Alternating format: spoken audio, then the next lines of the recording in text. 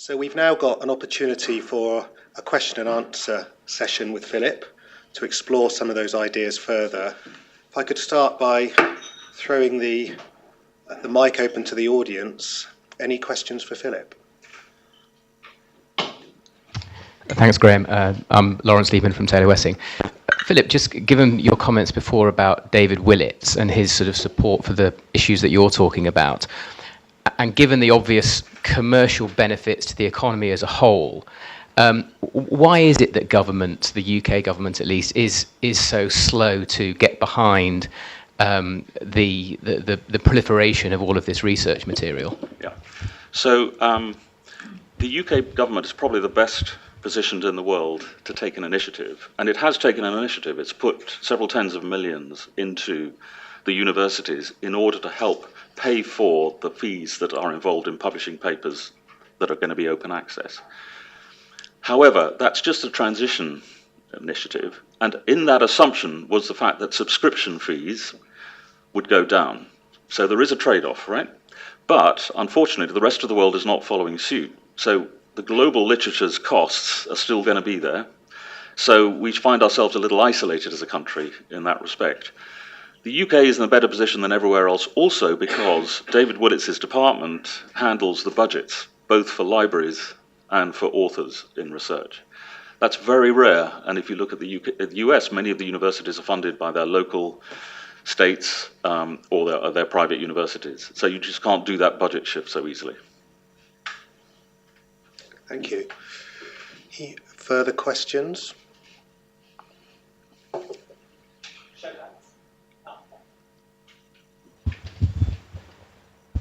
If you look at the peer review publishing mechanism, no, in which in the past, while you were doing research, or myself, people send articles to journals that were basically peer reviewed and then published after being reviewed. Now there is a bypass of the peer review mechanism, and people are now going directly into the system. What do you see as this as the impact, for the processes going forward and the quality of research? Yeah. So actually, I think that's a very small proportion of what's going on, because I think most people want a degree of validation done by others. They don't want to have to assess every single thing that's out there.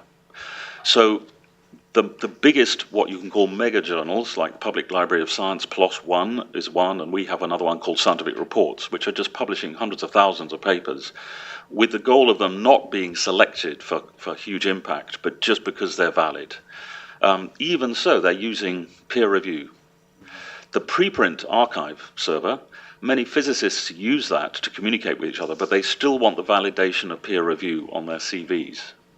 So my assessment is that, hey, if that's the world goes and the way the world goes in the long run, so be it. And publishers are just going to have to just either we can add value still, despite not doing managing the peer review process, or we can't. Well, we do to an extent, but peer review is absolutely crucial. So I think that part of our business, if I can put it that way, is safe, because I just don't think out there the social communication mechanisms are going to replace it.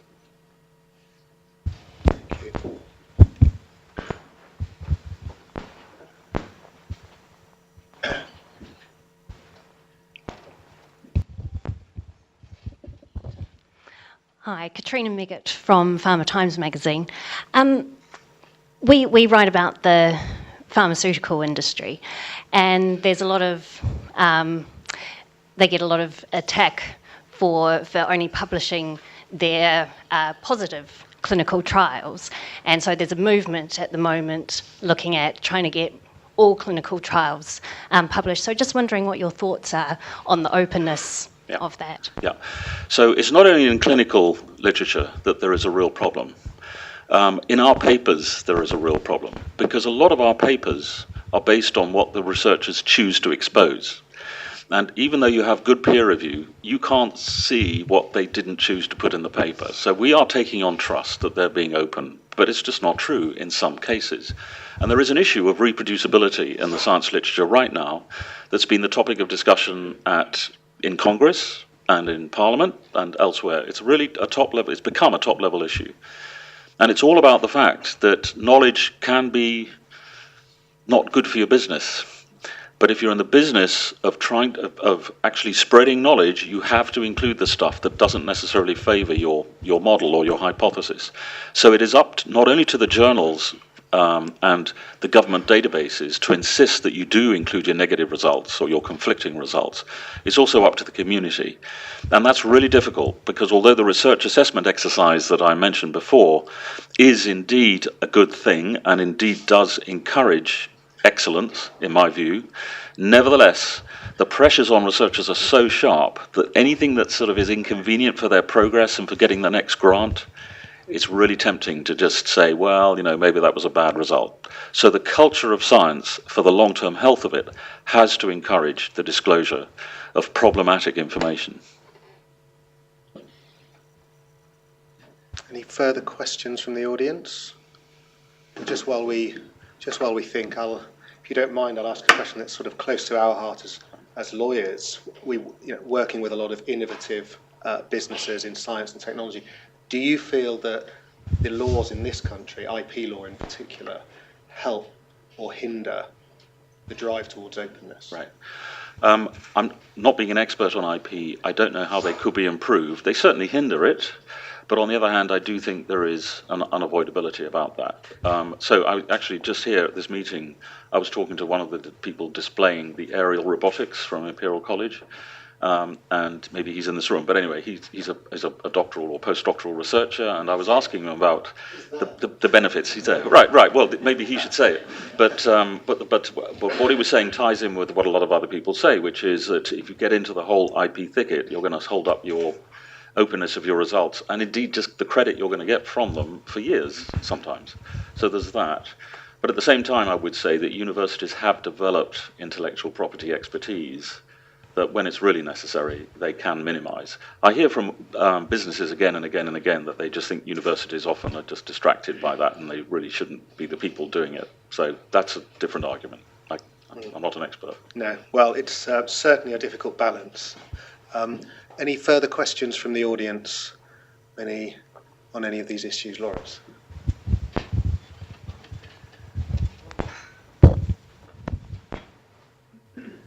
Cheers.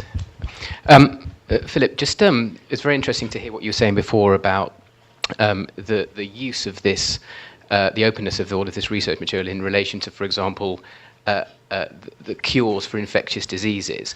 Can you give us some more examples of how academic or funder openness has a societal impact? Yeah. So there's a branch of research which isn't very prestigious, but which is really important. And it's called implementational research for healthcare.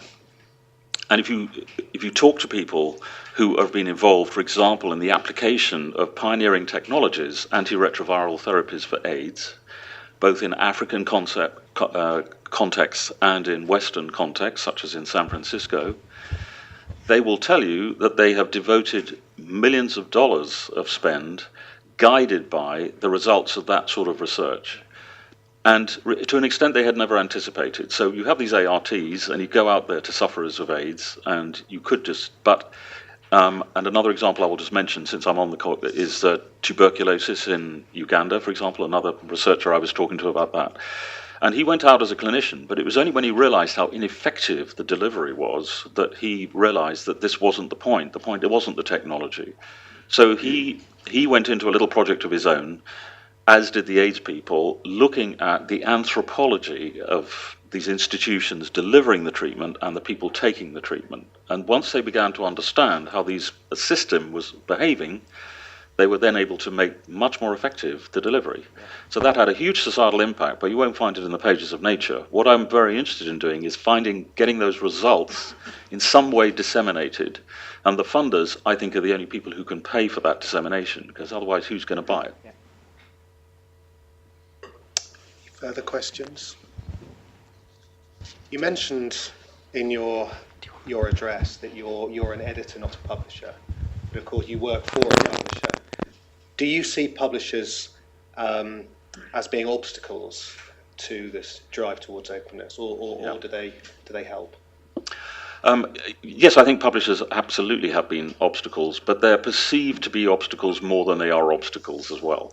So if you look at the open agenda, the funders, and I'm talking from experience, for example, at meetings that are global meetings of funders called the Global Research Council. They get together every year. They're just a loose aggregation, but they are the world's biggest funders. And they've been talking about open access and what their policies should be. And an underlying current, well, it's not underlying, it's explicitly said, is, are these publishers ripping us off? So how can we make sure this system works, that when we pay our researchers the fees in which they can then pay the publishers are just not going to be profiteering. So the issue, the perception of publishers as profiteers in the academic space is a very strong one. Yeah. And I do think there is a need for those people to meet with publishers and to try and get some sense of openness about, what profitability means and so on. And similarly, if you're paying a fee for a paper, well, what is the added value you're going to get for that fee? So publishers do need to do a much better job. Yeah. Okay.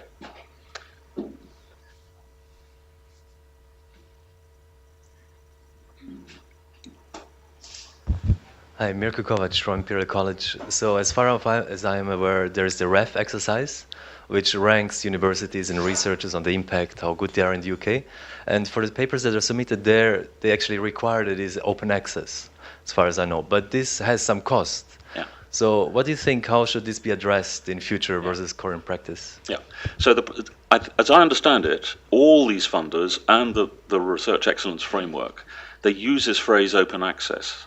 But there are two types of open access. So one is the gold open access, where you have to pay several $1,000s to get your paper published in a journal, right? But there's also a thing called green open access, which all of our journals are, and most journals are. And that's a different sort of open access. What that means is that you take your final version of the paper, the author's final version, after we have done the peer review, but before it's been sub-edited and hosted on our website and all the links put in and all the stuff we can do at that stage to add value. So that final version of your paper done by you has to go into a repository. And it has to then be freely available. But that is only going to be after an embargo delay so that publishers can still get the subscription benefits, because otherwise how can they survive?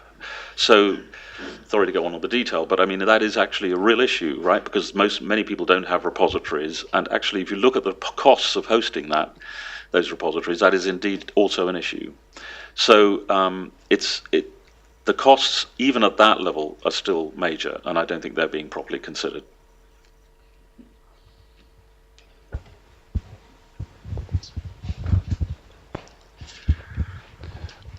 Pharma companies are under enormous pressure to reduce the development cycle of new drugs to get them into the shelf. Do you think there's a chance that the business side will move to more collaboration, number one, and number two, force more openness from the various input givers to research? Yeah.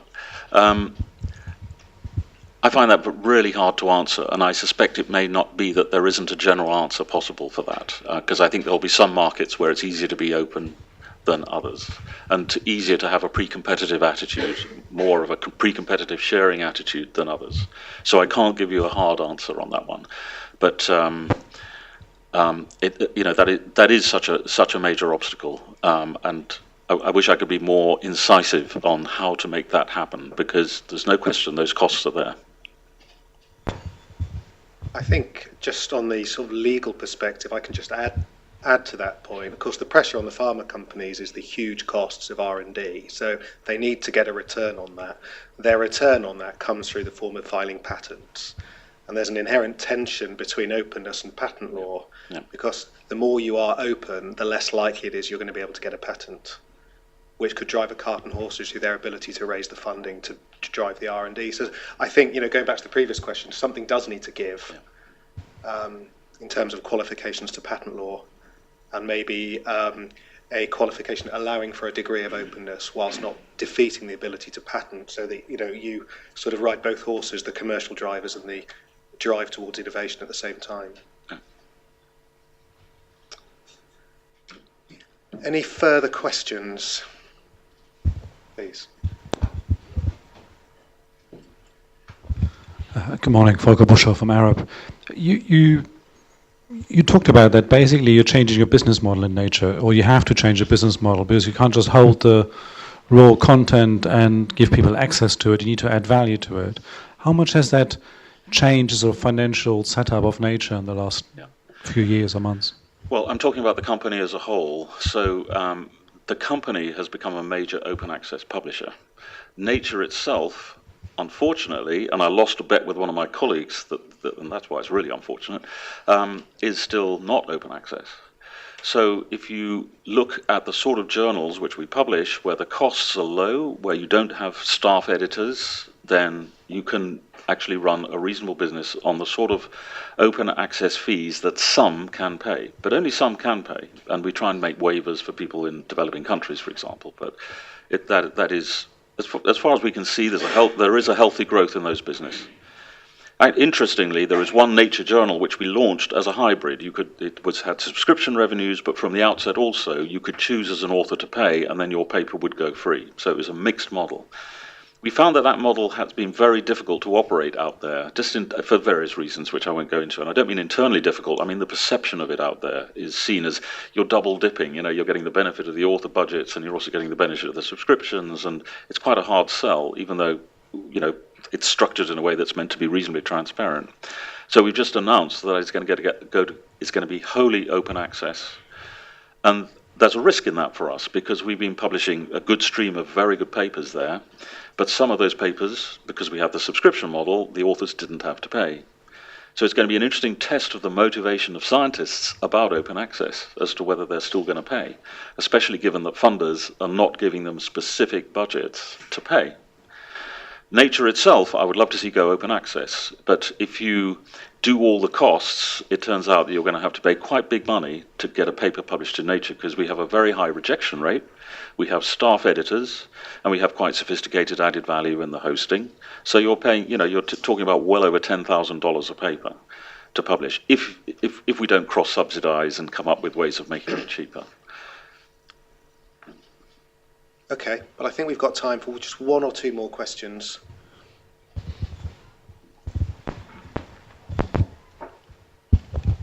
Recently, I believe that IBM did an exercise in which they actually let loose a machine learning algorithm into the Nature database, looking for anomalies in the data. So it was one of the first, I think, big data applications in your space.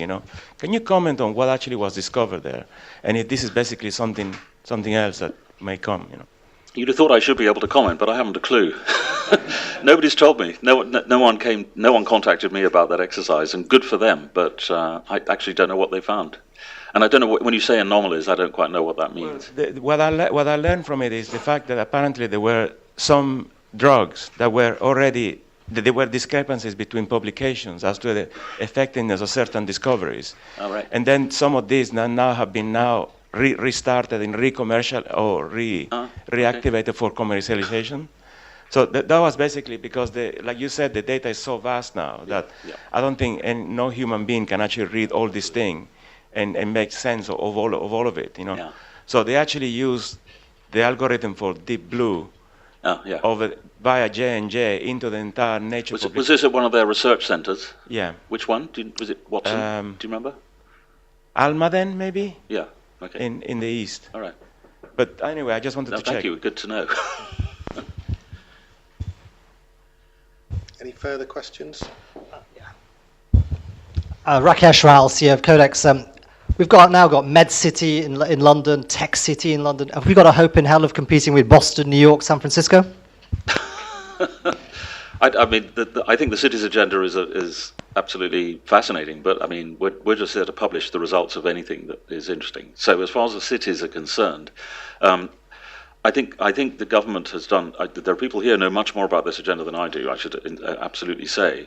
But I do see that environment as one where us in disseminating social impacts and feeding back to the community just what the value is of that sort of research, I do think is very important. So to give two examples, and I can't comment on the London one because I haven't looked at the details of what's going on.